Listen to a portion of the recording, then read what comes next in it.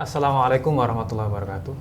Waalaikumsalam warahmatullahi wabarakatuh. Innal hamdalillah nahmaduhu wa nasta'inuhu wa nastaghfiruh wa na'udzu billahi min syururi anfusina wa min sayyiati a'malina may yahdihillahu fala mudhillalah wa may yudhlil fala hadiyalah. Wa asyhadu an la ilaha illallah wahdahu la syarikalah wa asyhadu anna Muhammadan abduhu wa rasuluh. Amma ba'd. Alhamdulillah, pada kesempatan siang hari ini kita bisa bersua teman-teman semua, ayah, bunda, bapak, ibu, abi, umi semuanya yang kesempatan ini sudah mendaftarkan diri bergabung bersama kami di sini, yaitu Bincang Parenting bareng Ustadz Fauzil Azim. Beliau sudah kita ikuti Facebook beliau, kita ikuti juga buku-buku beliau. Tulisan beliau tentang parenting begitu banyak, selain juga tentang topik-topik pernikahan dan keluarga. Alhamdulillah, siang ini beliau bisa hadir bersama kita untuk membahas satu topik yang kalau kita uraikan secara panjang, parenting itu terlalu luas ya, Ustaz. Ya, iya betul. Tapi kita batasi saja, barangkali ini juga menjadi kegundahan atau kegelisahan sebagian ayah bunda, abi umi semuanya tentang topik ini. Baik, sebelum merangkah lebih jauh, mari kita bersama-sama buka dengan bacaan basmalah. Bismillahirrahmanirrahim. Semoga bincang kita ini semakin barokah di sisi Allah Subhanahu wa taala. Topik yang akan kita bahas adalah agar pertengkaran anak tidak menjadi permusuhan. Nah, ini insya Allah bermanfaat bukan saja bagi ayah bunda yang hari ini sudah dikaruniai anak lebih dari satu, tapi calon ayah bunda atau yang sekarang ini baru pernikahan muda, belum dikaruniai anak dan seterusnya, insya Allah ilmu ini juga manfaatnya besar, sehingga sudah sepatutnya untuk kita ikuti bersama bagaimana seputar pertengkaran anak dan seterusnya ini. Di sini ada diksi menarik ya dari Pak Fauzil maupun panitia ini, membedakan antara pertengkaran dengan permusuhan. Nah, ini Anda udah lain ya. Seperti apa? Sangat berbeda. Sangat berbeda. Ini nanti beliau tentunya akan membahasnya lebih dalam. Baiklah, karena waktu sudah bergulir juga, selanjutnya beberapa menit ke depan, Pak Fauzil, waktu dan tempat sepenuhnya kami berikan. Monggo Ustaz. Ya, Assalamualaikum warahmatullahi wabarakatuh. Innal hamdalillah nahmaduhu wa nasta'inuhu wa nastaghfiruh wa na'udzu billahi min syururi anfusina wa sayyiati a'malina. May yahdihillahu fala mudhillalah wa may yudlil fala hadiyalah. Asyhadu an la ilaha illallah wahdahu la syarikalah wa asyhadu anna Muhammadan abduhu wa rasuluh la nabiyya wa la rasulah ba'dah. Allahumma salli ala Muhammad wa ala alihi wa sahbihi ajma'in. Rabbi israh li sadri wa yassir li amri wahlul 'uqdatam min lisani yafqahu qawli ma ba'd. Berbeda dengan biasanya, kali ini saya merasa perlu bawa laptop semata-mata untuk menjaga diri saya, untuk mengendalikan diri saya agar berbicara tidak terlalu panjang, mengingat topik ini memang sangat menarik, sangat banyak hal yang dapat kita gali. Sebelum itu, mari kita ingat sejenak ketika Rasulullah Muhammad SAW bersabda, sebagaimana yang diriwayatkan oleh Imam Ahmad dalam satu hadisnya, yakni kullu mauludin yuladu 'alal fitrah hatta yu'riba anhu lisanuhu fa idza 'abbara anhu lisanuhu imma syakiran wa imma kafura. Jadi setiap anak itu lahir dalam keadaan fitrah, yakni dalam keadaan bertauhid. Fitrah itu tauhid dan tidak ada makna lain kecuali tauhid atau as-sunnah atau al-islam atau millah, atau yang terkait dengan itu adalah al-ikhlas, yakni bersungguh-sungguh untuk menetapi kehidupan ini dengan segala sesuatunya semata-mata karena Allah Subhanahu wa taala, dan tunduk taat patuh kepada segala yang diperintahkan oleh Allah Subhanahu wa taala, baik dalam keadaan ringan maupun berat, semata-mata demi meraih ridha Allah Subhanahu wa taala. Nah, artinya bahwa setiap anak itu lahir dalam keadaan fitrah yang kemudian Allah Subhanahu wa taala suruhkan kepada kita dalam Al-Qur'anul Karim, fa aqim wajhaka lid-dini hanifa, fitratallah, fitrahnya Allah.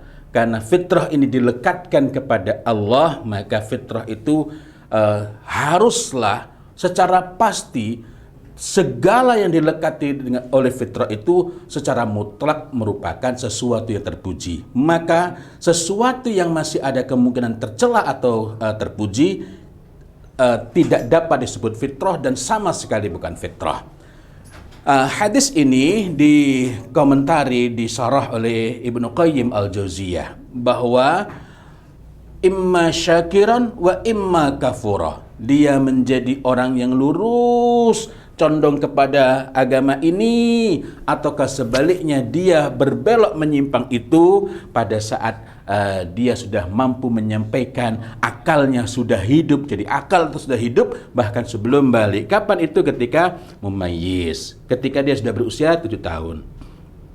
Yang ingin saya bahas adalah bahwa karena setiap anak itu lahir dalam keadaan fitrah tanpa terkecuali, artinya bahwa tidak ada satupun anak itu yang lahir dengan kecenderungan buruk. Tidak ada satupun anak yang lahir itu dengan permusuhan. Tidak ada satupun anak itu yang lahir dalam keadaan tidak suka dengan adiknya, atau tidak suka dengan kakaknya, atau dia menjadi pendendam dan lain-lain. Kitalah dalam hadis yang lain tentang fitrah, fa'abawahu, maka kedua orang tuanya kitalah. Kalau hadis tadi imma syakiran wa imma kafura, itu merupakan rambu-rambu. Jadi begitu anak kita ini memasuki masa mumayyiz, kita perlu periksa.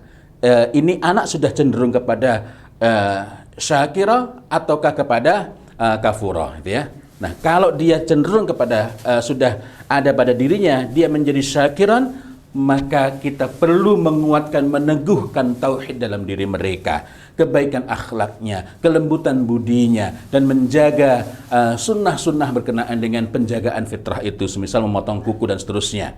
Tetapi jika dia ini sudah ada kecondongan kafurah, maka kita perlu segera meluruskannya. Apa hubungannya dengan perbincangan ini? Maka tidak mungkin anak itu ketika kecil, ketika lahir sudah memiliki kecenderungan suka memusuhi saudaranya, suka bertengkar, suka mengamuk dan lain-lain. Tidak ada. Sering bertengkar itu berbeda dengan suka. Ini sangat penting untuk kita pahami agar kita tidak salah langkah dalam menghadapi pertengkaran anak. Karena begitu kita menganggap suka, seolah-olah itu memang sudah bawaannya. Padahal anak itu bertengkar karena dia tidak tahu apa yang harus dilakukan. Baik dalam menghadapi gejolak emosinya, dalam menghadapi benturan komunikasi dengan saudaranya, atau dalam menyelesaikan konflik di antara mereka. Pertanyaannya, kalau begitu bertengkar itu wajar nggak? Bertengkar itu wajar. Bertengkar itu wajar, tetapi tidak setiap yang wajar itu berarti benar. Ya.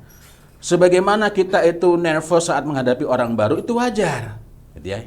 Jadi lagi-lagi kita perlu mencermati agar kita tidak membiarkan keburukan itu terus berlangsung, terus terjadi pada anak-anak kita hanya karena kita menganggap bahwa wajar itu berarti benar. Bertengkar itu memang wajar terjadi pada anak-anak karena mereka belum memiliki keterampilan atau karena kita lalai memberikan panduan kepada mereka, mendampingi mereka bagaimana mengatasi perbedaan, bagaimana menghadapi benturan dan lain-lain. Tetapi yang wajar itu tidak sama dengan benar, gitu ya. Yang wajar itu tidak sama dengan benar. Artinya kita memahami itu wajar, sehingga kita tidak terlalu panik, tetapi kita memahami itu wajar, sekaligus kita perlu memahami ada apa di balik itu. Yang disebut wajar itu ialah terikat dengan sebabnya. Contohnya, grogi saat pertama kali berbicara di depan umum itu wajar, sangat wajar. Jangankan begitu, saya sudah terbiasa berbicara di depan publik, depan umum, tetapi ketika pertama kali harus ketemu dengan kamera-kamera yang banyak pun saya bisa grogi. Itu wajar. Anak ketika belum terbiasa untuk berbicara di depan umum, lalu kemudian dia diminta sekolahnya untuk menjadi MC misalnya, lalu dia gemeter, dia nervous, berkeringat, itu wajar. Kita tidak perlu memarahi jika anak grogi pada saat mendapatkan penugasan, mendapatkan amanah dari sekolahnya misalnya, atau mendapatkan amanah dari kampung misalnya. Tetapi wajar itu bukan berarti kita biarkan begitu saja. Kita perlu dampingi anak, kita perlu ajak berbincang, kita perlu ajak anak berbincang sehingga pada akhirnya dia bukan semakin larut dengan groginya, dengan nervousnya, melainkan dia bisa mengatasi hal itu. Serupa itu pula alur berpikir kita mengenai pertengkaran anak-anak kita. Jadi bedakan antara sering bertengkar dengan suka bertengkar. Tidak ada sebenarnya anak yang suka bertengkar. Tetapi pertengkaran yang tidak diatasi, pertengkaran yang tidak dilerai dengan baik, pertengkaran yang tidak diselesaikan dengan baik oleh orang tua, maka ini dapat memicu lahirnya permusuhan. Bertengkar itu belum tentu karena permusuhan, tetapi kalau sudah muncul permusuhan, maka akan lebih mudah terjadi pertengkaran.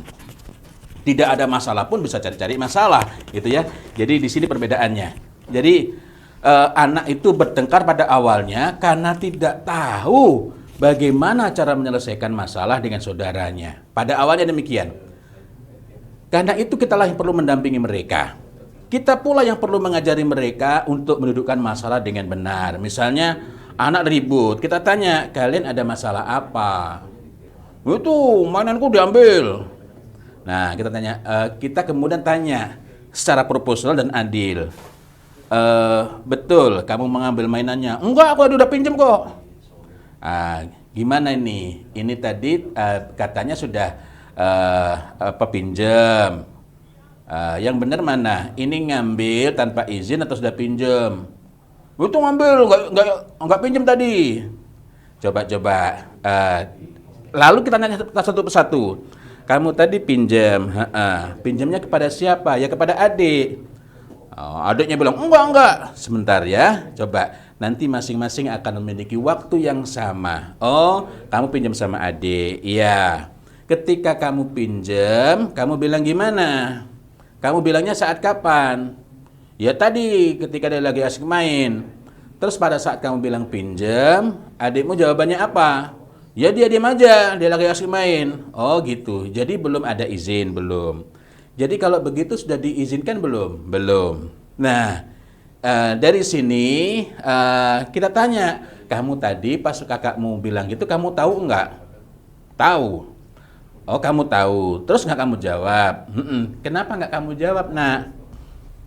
Jadi walaupun tadi dalam kasus ini kakaknya salah, bukan juga untuk menyalahkan dua-duanya, tetapi mendudukkan masalah. Sehingga masing-masing kita dapat berikan pemahaman, pengetahuan mengenai apa yang seharusnya mereka lakukan. Terus tadi adikmu belum jawab, kok kamu bisa menyimpulkan adikmu mengizinkan, kenapa?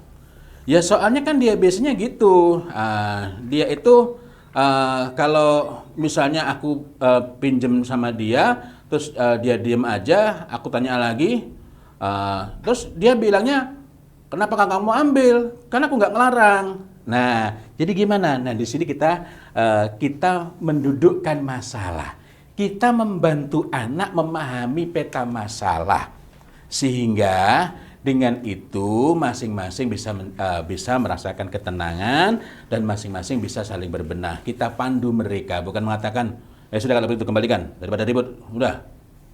Apalagi kadang kalau yang mengambil mainan itu adiknya, udah nggak usah nangis, nanti bapak beliin.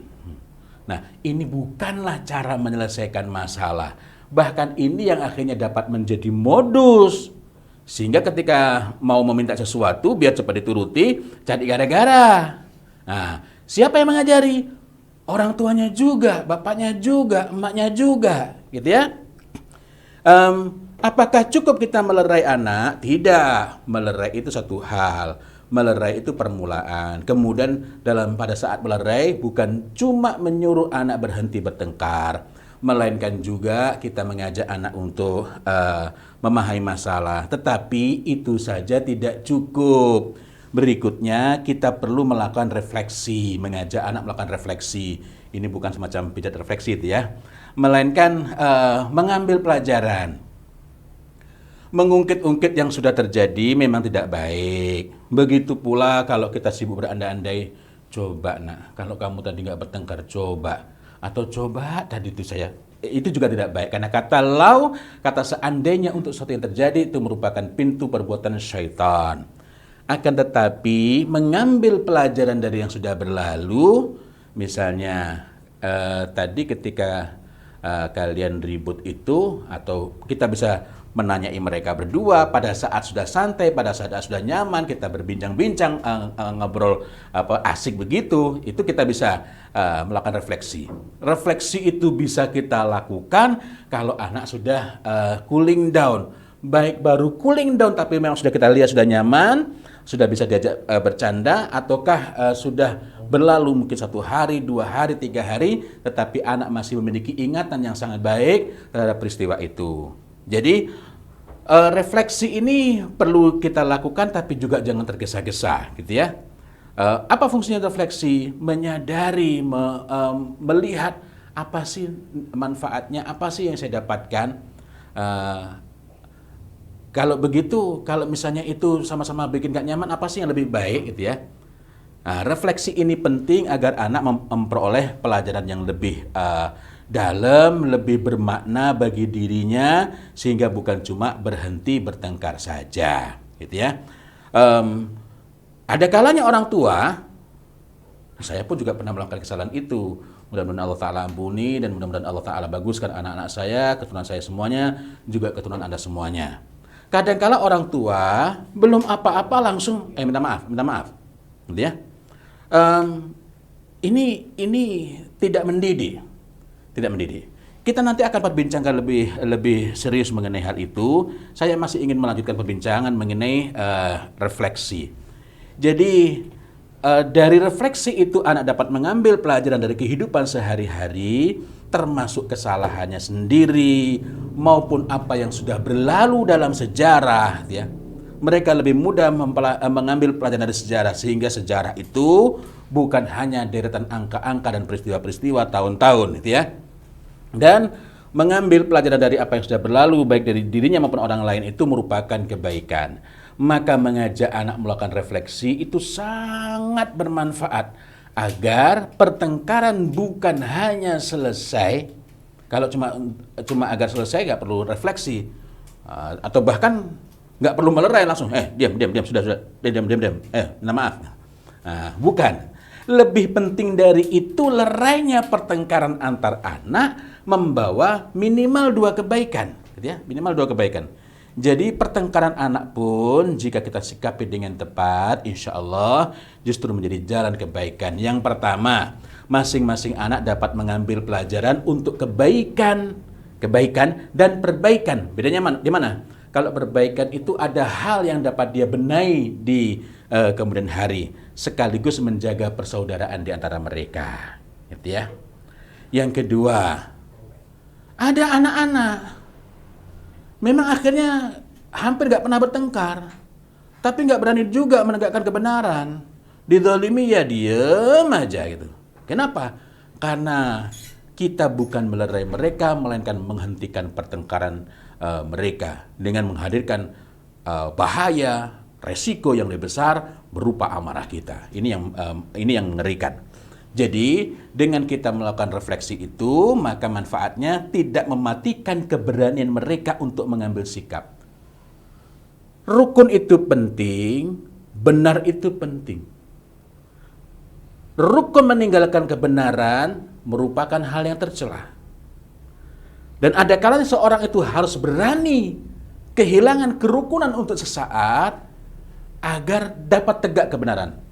Inilah yang saya sebut sebagai truth of harmony. Jadi ada kalanya ketika anak diancam oleh temannya, diolok oleh temannya, wah banci kamu ngerokok nggak berani. Nah, dia berani bersikap itu ada prosesnya, bukan hanya kamu nggak boleh takut. Ketakutan itu dalam dirinya seperti apa? Jangan-jangan ketakutan itu pula kita yang menghidupkannya di saat kita melerai anak-anak bertengkar. Maka melakukan refleksi itu sangat penting.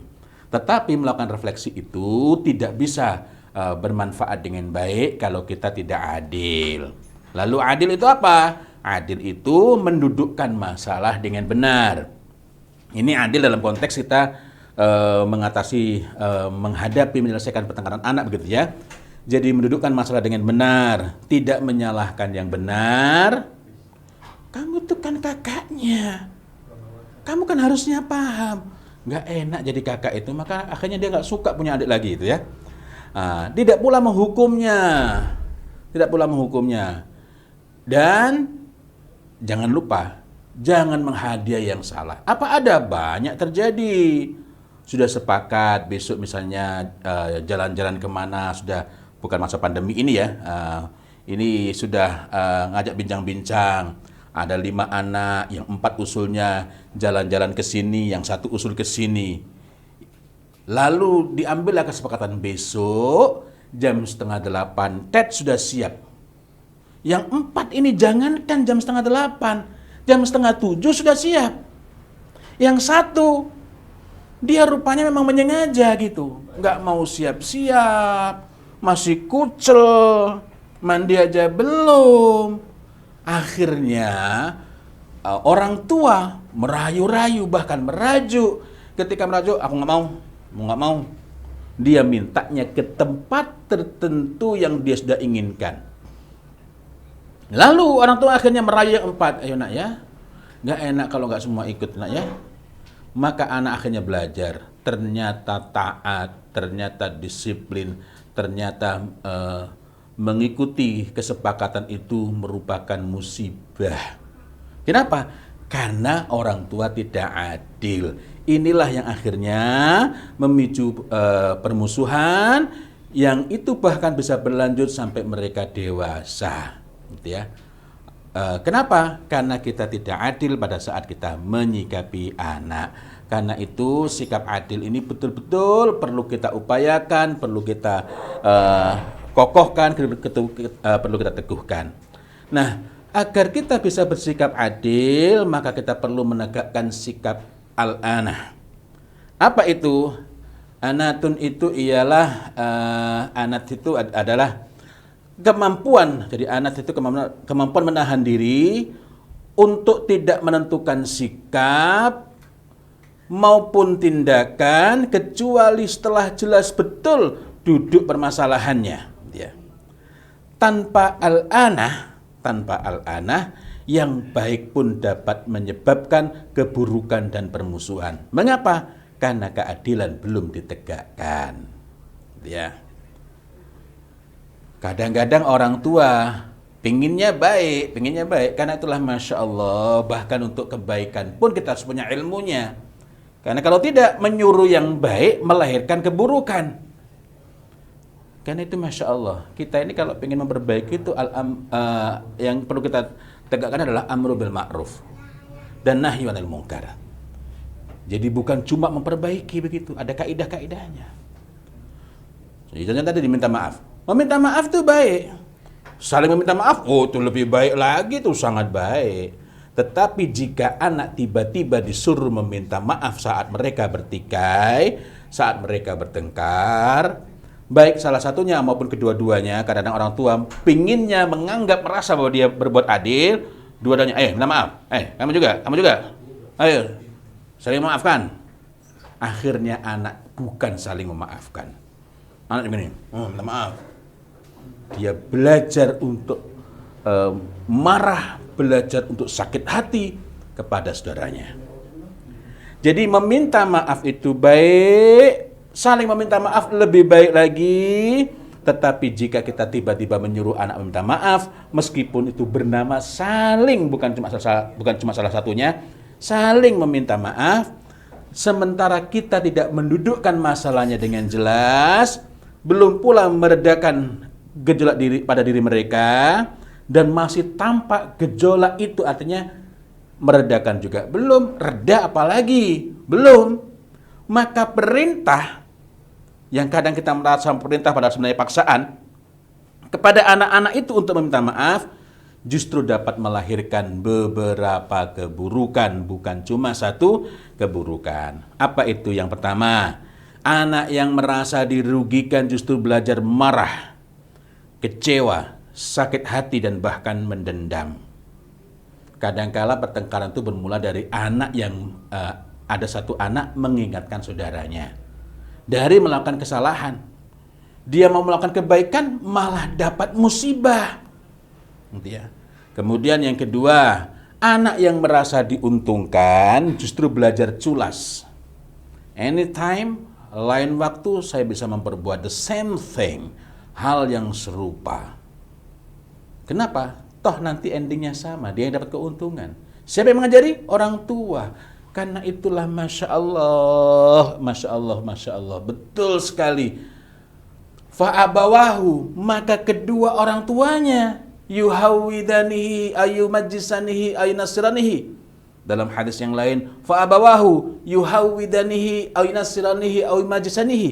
Dalam hadis yang lain, fa'abawahu yuhawidanihi aw yusyarrikanihi aw yukaffiranihi.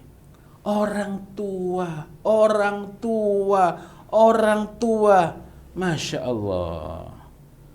Kemudian keburukan lain yang mungkin terjadi, anak yang paling bertanggung jawab terhadap kesalahan itu, saya mengatakan yang paling bertanggung jawab karena ada kalanya sebuah pertengkaran itu dua-duanya salah, tetapi tingkat kesalahannya berbeda-beda, porsi kesalahannya berbeda-beda. Ada kalanya demikian itu. Karena itulah kita perlu mendudukkan masalahnya dengan baik dulu, bukan langsung salah dan benar, hitam putih. Karena ada kalanya dalam sebuah pertengkaran masing-masing salah, tetapi proporsi kesalahannya berbeda-beda, gitu ya. Ada kalanya ada benar ada salah, tapi ada kalanya dua-duanya salah, gitu ya. Jadi yang perlu kita lakukan ketika anak bertengkar bukan mencari siapa yang benar, siapa yang salah, tetapi mendudukkan masalah. Sehingga jika dari anak-anak itu ada yang salah dan ada yang kesalahannya lebih ringan tapi dua-duanya salah, dapat kita dudukkan masalahnya dengan baik. Saya teruskan lagi, apa akibatnya ketika kita tidak mendudukkan masalah, lalu anak tiba-tiba langsung kita suruh, ayo minta maaf, ayo dua-duanya, ayo bareng-bareng dua-duanya, ayo dua-duanya. Nah, maka anak yang paling bertanggung jawab terhadap kesalahan itu tidak merasa bersalah dan bahkan merasa nyaman dengan kesalahannya. Merasa nyaman dengan kesalahan itu ada dua macam. Dia memang benar-benar nggak merasa bersalah sama sekali, atau dia tahu dia salah tapi dia nyaman saja, gitu ya. Jadi boleh jadi dia menyadari bahwa dirinya salah, tetapi dia belajar menikmati berbuat salah. Ini musibah ini. Musibah. Lah kok dia bisa belajar menikmati berbuat salah? Karena tidak disikapi dengan benar pada saat bertengkar. Orang tua melerai tapi bukan mendudukkan masalah. Orang tua melerai sambil menanamkan bibit-bibit keburukan atau bahkan bibit-bibit permusuhan. Nah, anak yang paling dirugikan, justru tidak belajar memahami kesalahan. Sekiranya dia juga memiliki kesalahan. Karena akhirnya menjadi benar dan salah. Pokoknya ya dia yang salah, saya yang benar, gitu.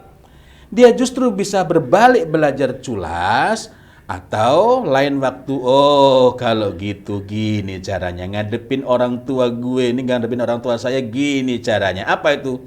Dia play as a victim. Dia memerankan diri, dia berlagak, dia menunjukkan diri, dia menempatkan dirinya sebagai korban pada kesempatan berikutnya. Kenapa? Jadi korban itu paling beruntung. Nah, ini mudah-mudahan tidak terjadi pada kita, dan sekiranya ada di antara kita yang pernah melakukan, mudah-mudahan Allah Ta'ala ampuni dosa-dosa kita semua, gitu ya. Dan mudah-mudahan Allah Ta'ala berikan kesempatan kepada kita untuk berbenah, memperbaiki diri kita, ya.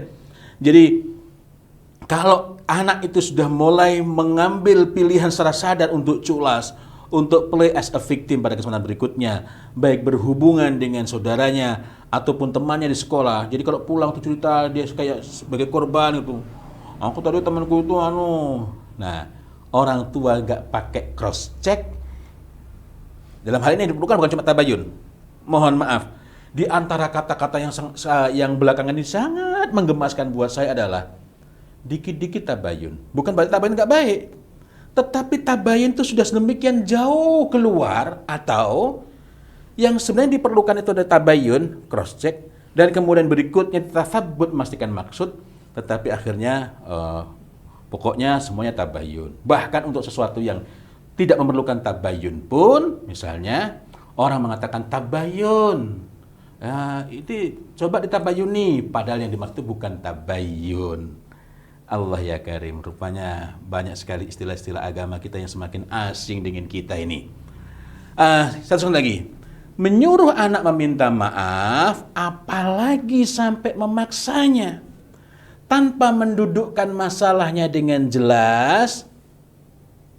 Ini masih katanya dengan al-anah tadi ya, anat itu. Jadi menyuruh anak meminta maaf tanpa mendudukkan masalahnya dengan jelas, itu tidak menghentikan konflik. Dia hanya menutupi sebentar. Sementara yang sakit hati mencari the second chance, the third chance, atau the fourth chance berikutnya. Orang tuanya lengah, adiknya dicidak lagi. Atau orang tuanya lengah, karena adiknya tadi yang dia merasa bahwa dia yang paling dirugikan, akhirnya dia menyakiti kakaknya. Maka orang tua akhirnya mumet, ini gimana ini anak saya, kok suka banget bertengkar. Kenapa? Karena bibitnya kita suburkan, gitu ya. Lalu gimana agar kita dapat mendudukkan masalah dengan baik itu? Untuk dapat mendudukkan masalah dengan baik, maka ada dua hal pada saat kita menanyai itu yang diperlukan, yakni rifq dan hilm. Apa rifq itu? Ar-rifqu itu lembut yang disertai dengan keramahan, lembut yang disertai dengan kesantunan, lembut yang disertai dengan kedekatan, begitu. Nah, yang kedua adalah hilm. Al-hilmu itu adalah lembut yang disertai dengan kesabaran dan ketenangan. Dua-duanya kita perlukan. Kamu ada apa? Mau apa? Bapak itu gak adil. Nah, karena kita ditembak gitu, kadang kalau kita kehilangan hilm, langsung, kamu itu maunya apa toh? Maka sudah berbelok dari masalah awal. Tentang hilm, rifq, dan anat ini, bagi yang ingin menelusuri, ini sebagian saja. Yang paling mudah dicari itu di Riyadhus Shalihin, gitu ya. Masya Allah, sebenarnya kalau kita ini masih mau murojaah dengan pegangan-pegangan yang kita dulu sering belajar gitu, maka itu Masya Allah sangat mencukupi bagi kita untuk mendampingi anak-anak kita. Tentu saja kita masih perlu terus belajar dan belajar. Satu hal yang ingin saya ingatkan, jangan mengambil jalan pintas dengan melanggar perintah Allah Subhanahu wa Ta'ala bagi para orang tua. Ada ayat yang setiap orang tua pasti terkena ayat ini, default. Selain kita perlu memperhatikan surat Al-Isra ayat 64. Tapi ayat ini adalah ayat yang merupakan keharusan bagi setiap orang tua. Yakni Quran surat An-Nisa ayat 9. Di bagian terakhir, Allah Subhanahu wa Ta'ala perintahkan kepada kita, wal yaqulu qawlan sadida, dan berbicaralah dengan perkataan yang benar. Perkataan yang benar itu apa? Straight to point. Jadi qaulan sadida, ya. Ada beberapa kandungan dalamnya, straight to point, langsung pada pokok masalah, enggak bulat-bulat. Kemudian yang kedua, jujur. Yang ketiga, tidak menutup-nutupi kebenaran. Yang keempat, tidak mengandung kebohongan. Yang kelima, mau mengakui kesalahan. Ini yaqulu qaulan sadida. Apa yang saya maksud dengan hendaklah orang tua tidak melanggar perintah Allah Subhanahu wa Ta'ala untuk menegakkan yaqulu qaulan sadida? Apa yang saya maksud? Ada kalanya orang tua pengennya cepat selesai, adiknya nangis, misalnya ada anak yang kecil nangis, maka orang tua bermain drama. Udah diam. Nanti kakak biar bapak yang mukul. Lalu kakaknya dipanggil sini. Udah, pura-pura dipukul. Kakaknya ya nggak sakit, memang nggak dipukul. Maka adiknya bergembira. Udah, biar kapok ya. Masmu biar kapok ya, kakak biar kakak kapok ya. Atau kenapa kau nak? Kau menangis? Biar ini. Kakakmu nih biar bapak yang pukul ini. Nah, jadi kita kita menghadirkan situasi yang justru mengajari keburukan, gitu ya. Ini sangat buruk. Dari sini anak belajar mendendam. Apalagi jika melakukan drama itu hanya agar keributan segera reda, gitu ya. Ada beberapa akibat sangat fatal yang sangat mungkin dan bahkan sangat cepat terasa akibatnya. Yang pertama adalah anak yang berperan dalam drama itu udah nih. Padahal nggak dipukul. Kalau dipukul dia bapaknya keliru, tapi nggak dipukul juga keliru, gitu ya. Anak yang berperan dalam drama itu belajar berbohong, sekaligus belajar licik. Oh, I get the best lesson today. Dari mana? Dari bapaknya, dari emaknya. Kemudian yang kedua, anak yang berperan dalam drama itu juga belajar tidak percaya sama bapaknya. Oh, rupanya bapakku cuma gitu doang. Selama ini banyak tipu-tipunya. Siapa yang ngajari? Bapaknya sendiri. Maka ketika kita ngasih tahu anak kok susah sekali. Jangan-jangan kitalah yang sudah mengajari mereka untuk tidak percaya kepada kita. Ini kan musibah ini. Kemudian yang ketiga, anak yang ditenangkan. Udah tuh, biar kakak tuh, udah adik, kakak udah kena itu, udah bapak pukul itu. Anak yang ditenangkan itu belajar senang melihat saudaranya menderita. Walaupun saudaranya sebenarnya nggak menderita, tetapi dia belajar tega, belajar senang melihat saudaranya menderita, dan belajar merayakan penderitaan saudaranya. Siapa yang ngajari? Orang tua. Apalagi kalau tak begitu, udah, tuh, nih, kasih coklat nih. Sudah kakaknya dalam tanda petik dianiaya. Udah gitu untuk menikmati penganiayaan itu disempurnakan dengan dikasih hadiah. Nah, loh, apakah dikasih hadiah ini menjadikan jelek? Ataukah karena tidak adil? Apalagi kalau kakaknya pun dikasih hadiah. Jadi ini rupanya upah dari berdusta, itu memberikan kesaksian palsu. Siapa yang mengajari? Orang tuanya. Astagfirullahaladzim. Jadi dengan perilaku itu dia belajar mendendam, sekaligus belajar menyelesaikan masalah dengan melihat saudaranya menderita, dan pada saat yang sama dia belajar saudaranya yang bermain dalam drama tadi juga belajar, oh ada cara menyelesaikan masalah, yakni dengan fulus, yakni dengan tipu-tipu, taktik licik. Siapa yang mengajari? Orang tuanya. Na'udzubillahi min dzalik. Mudah-mudahan perbincangan kita pada siang ini bermanfaat, dan selanjutnya saya kembalikan kepada moderator Mas Zudi. Mudah-mudahan waktu selebihnya dapat kita pergunakan dengan sebaik-baiknya untuk berbincang lebih jauh tentang bagaimana seharusnya kita menghadapi, kita mendampingi, kita membantu anak menyelesaikan masalah pada saat mereka bertengkar, agar pertengkarannya tidak berlanjut menjadi bibit-bibit permusuhan. Kalau sudah terjadi permusuhan, na'udzubillah min dzalik, mereka justru mencari-cari celah, walaupun tidak ada kesalahan, mencari-cari celah untuk mendatangkan bahaya, untuk mendatangkan keburukan, untuk mencelakakan saudaranya. Ini merupakan bencana besar. Na'udzubillah min dzalik, tsumma na'udzubillah min dzalik. Wallahu a'lam bishawab, dan saya kembalikan kepada Mas Zudi. Silakan.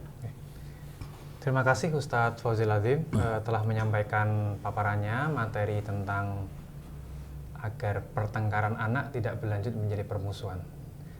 Secara sekilas dan secara gamblang sudah disampaikan ya, beda sekali antara pertengkaran dengan permusuhan. Tetapi acap kali yang kita para orang tua mungkin tidak sadar adalah justru permusuhan anak itu diawali dari orang tua yang secara tidak sadar, secara tidak sengaja justru menanamkan bibit-bibitnya. Karena tadi ya, dari paparan yang panjang dari Ustadz Fauzil Adzim, tidak melakukan klarifikasi kepada anak, tidak adil mendudukkan masalahnya, dan seterusnya. Bahkan tadi ditutup oleh Pak Fauzil Adzim dengan contoh yang salah, yaitu bahkan orang tua kadangkala melakukan drama kebohongan, tapi akibatnya anak yang satunya belajar berbohong, anak yang satunya lagi belajar bergembira atas teraniaya atau disakitinya saudaranya dan seterusnya dan seterusnya. Nah,